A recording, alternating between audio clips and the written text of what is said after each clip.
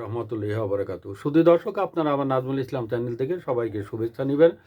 সুধী দর্শক, আজ আমি যে বিষয়ে কথা বলবো সেটা হচ্ছে আম, আজ ভোটের আগের দিন।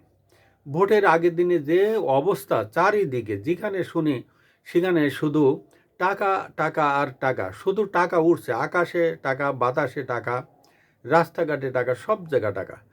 টাকার মানে লীলা ভূমি হয়ে গেছে পুরা বাংলাদেশটা। আর এটা নিয়ে জামাত ইসলামের যে আম, আমির সাহেব, উনাকে একজন সাংবাদিক জিজ্ঞেস করেছিল। উনি একটা কথা বলেছেন যে আজ লাইলাতুল গুজবের রাত। লাইলাতুল গুজবের রাত, কিন্তু বাংলাদেশের মানুষ দেখিছে যে প্রতিটা সিট কেন্দ্রে কিভাবে টাকা নিয়ে ঘুরিছে। এবং সম্প্রতি ৭৪ লক্ষ টাকা নিয়ে সৈয়দপুর বিমানবন্দরে বাংলাদেশ জামাত ইসলামের এক ভদ্রলোক ধরা পড়েছেন।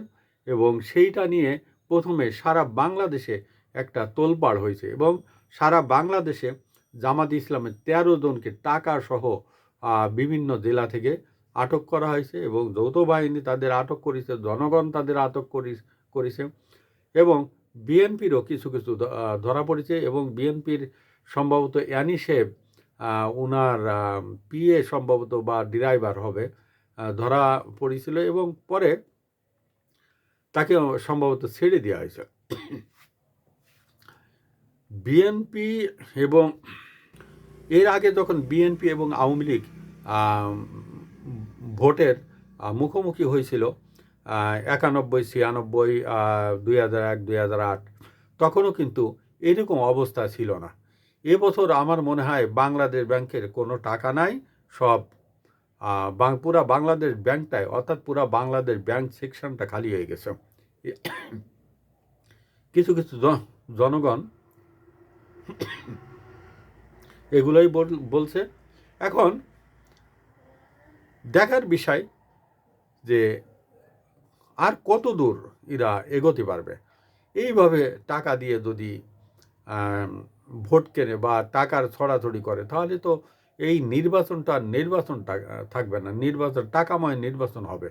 আমরা দেখে আসি যে কোন কোন জায়গা, কোন কোন ভদ্রলোকরা ধরা গাইছে এই টাকা নিয়ে। আমাদের প্রধান উপদেষ্টা জনাব ইউনূস সাহেব একটা কথা বলেছিলেন।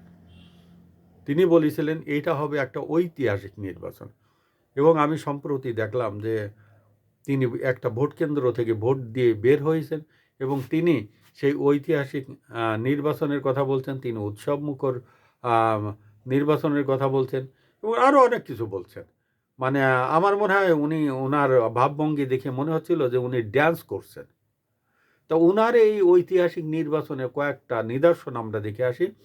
যেমন নারায়ণগঞ্জের সিদ্ধিরগঞ্জে টাকা নিয়ে ধরা খাইছে, সৈয়দপুরে ৭৪ লক্ষ টাকা নিয়ে ধরা খাইছে।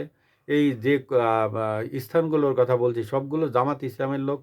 কুমিল্লায় টাকা নিয়ে ধরা খাইছে, শরীয়তপুর টাকা নিয়ে ধরা খাইছে, পটুয়াখালী, সিরাজগঞ্জ, জামালপুর, সোনারগাঁ, সূত্রাপুরটা আছে ঢাকার সূত্রাপুর। এভাবে টাকা নিয়ে ১৩টা স্থানে বাংলাদেশ জামাত ইসলামের লোকজন ধরা খাইছে। এবং এই ঐতিহাসিক নির্বাচনের একটা মানে স্মরণকালের সেরা একটা উদাহরণ হয়ে থাকবে যে এই ২০২৬-এর নির্বাচন ছিল টাকাময় নির্বাচন। আর প্রশাসন বিভিন্ন জায়গা থেকে এদেরকে ধরিছে এবং কাউকে কাউকে কারাদণ্ডও দিছে। কোনো কোনো জায়গায় দেখা যাচ্ছে যে স্বামী স্ত্রী মিলে তারা টাকা বিতরণ করেছে। এরকমের একটা অবস্থা দেখেছি আমরা সাধারণত সামাজিক যোগাযোগ মাধ্যমে, বাংলাদেশ জাতীয় যে মিডিয়াগুলো আছে সেখানে প্রকাশিত হয়েছে, আন্তর্জাতিক পর্যায়েও এটা প্রকাশিত হয়েছে।